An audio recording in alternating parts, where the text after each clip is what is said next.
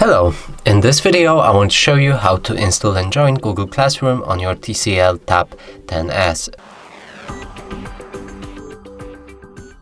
So in order to do this, we'll need to open on Google Play Store.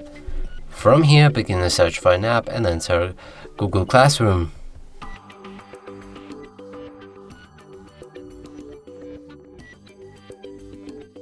Like this. Select this app and install it.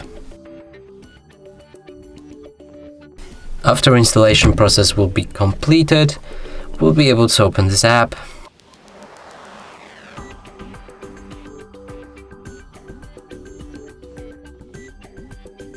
Click on Get Started. Select the account you want to use for this classroom. Click OK. Now click on this plus button, join the class, enter the class code which you should be provided with, and after doing so, click on join. And that's it for this video. Hope you like it. Please consider subscribing to our channel, leave a like and a comment below.